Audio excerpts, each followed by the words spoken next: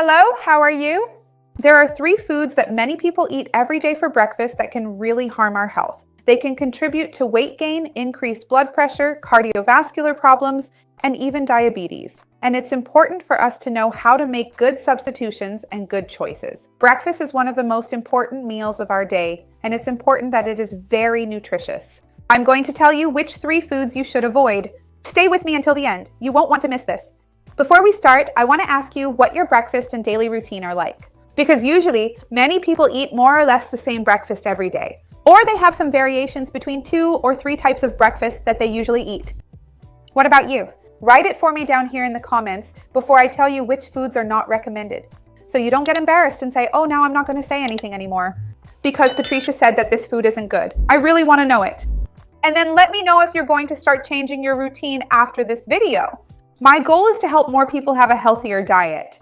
The first food that many people unfortunately eat for breakfast and really should stop eating today are processed meats, cold cuts, mortadella, salami, ham, bacon.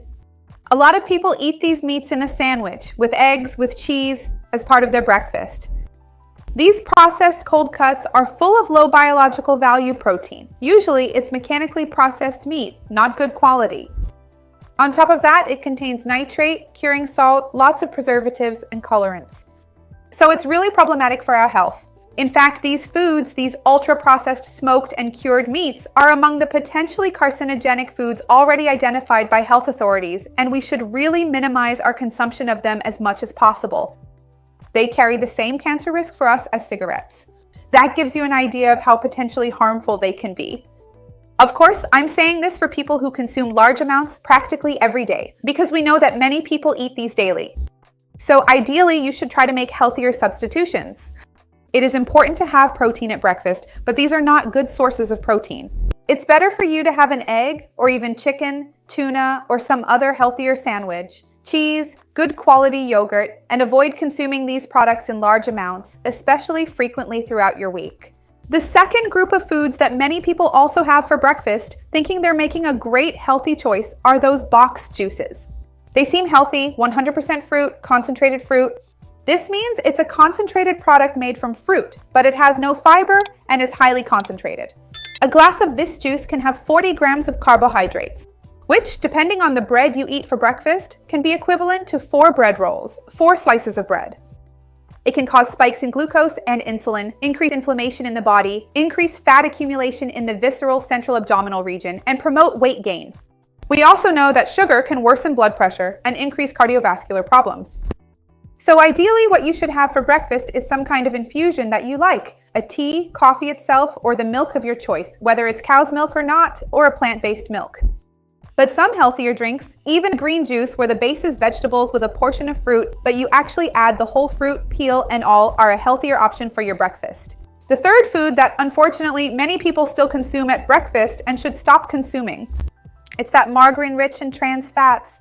Margarine with trans fats is a terrible fat for us.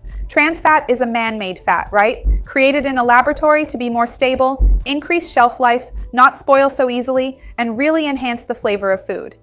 But it comes with a serious problem. It plastifies our arteries, blood vessels, and joints.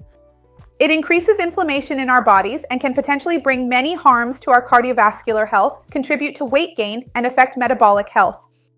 So if you want to add some fat to your breakfast, which is super important, avocado can be a good option, olive oil can be a good option.